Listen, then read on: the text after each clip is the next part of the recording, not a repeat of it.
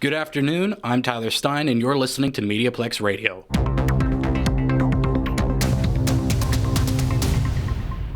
The Windsor-Essex Catholic District School Board is expected to close schools Tuesday, January 21st, if no new deal in teacher talks is reached. This also means all childcare centers within the school board will be closed. The City of Windsor is reminding parents that registration is now open for day camp programs for ages 4 and up. Updates on the potential closure on Tuesday can be found on the Windsor-Essex Catholic District School Board website. This is the first time in over 20 years that all 4 Ontario education unions have moved into a potential strike position at the same time. The unions for the public and Catholic elementary and secondary schools and French schools are all moving into legal action.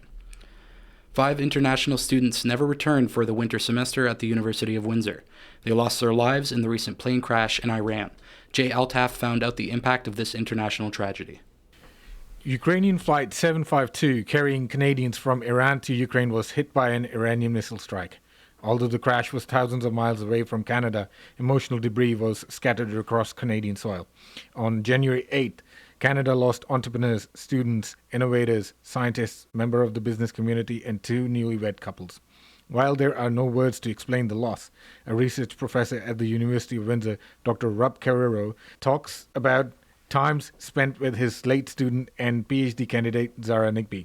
Zara had a great grasp of English, but it still wasn't her first language, and it was a fancy room, so she was a little nervous. She stood up and she said, "My name is Zara, and I am optimizing the solar system," which the room just killed themselves after, right? Because I'm like, well, we should just all go home. If this is this lady's project, what are the rest of us doing? She's optimizing the entire solar system, right? And I don't think she realized at first or heard herself because she was nervous. But she was so sweet, she kept smiling, and it just cracked me up because if anyone could do it, it would be her. While the majority of 57 Canadian victims lived across Canada, the loss of 5 International University of Windsor students will have a lasting impact on the city. I'm Jay Altaf for MediaPlex News. The Ontario Provincial Police, with the help of Windsor Police Services, raided 2 illegal cannabis storefronts on January 15th. Compassion House, located on the 1900 block of Tecumseh Road West, had subtly reopened its doors after being closed in a similar fashion by the OPP in November of 2018. Envy Cafe, located on the corner of Windsor Avenue and Erie Street, was also a target of the raid. Both businesses are now closed due to the actions taken by the Provincial Joint Forces Cannabis Enforcement Team. The Mediaplex has reached out to the OPP, but has not received comment.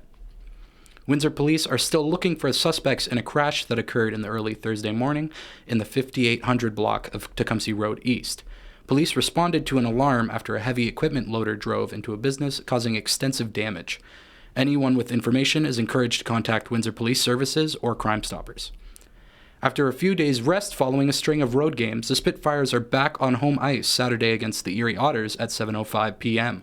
To end the weekend on Sunday, they will be hosting the Saginaw Spirit at 2:05 p.m.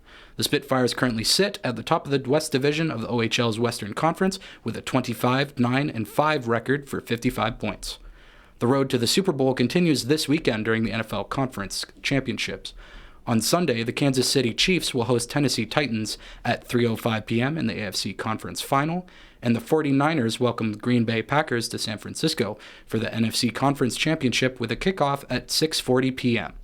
The 2 winners will compete in the big game at 6:30 on Sunday, February 2nd, at the Hard Rock Stadium in Miami Gardens, Florida.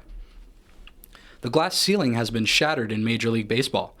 The San Francisco Giants hired its first female full-time assistant coach Thursday, making Alyssa Nacken the first female full-time coach in Major League Baseball history. The 3-time all-conference college softball player from 2009 to 2012 began as an intern with the Giants back in 2014. The winter that some were expecting may finally be here. Today, temperatures will reach -1 with a 90% chance of snow. We can expect about 10 centimeters of snow over the next 2 days. That's about 4 inches. Saturday, we'll see temperatures peak at 4 degrees before dipping down to -3 until Tuesday. I'm Tyler Stein, and you've been listening to MediaPlex News Radio. Don't forget to tune in to our live television news broadcast on the MediaPlex YouTube and Facebook pages.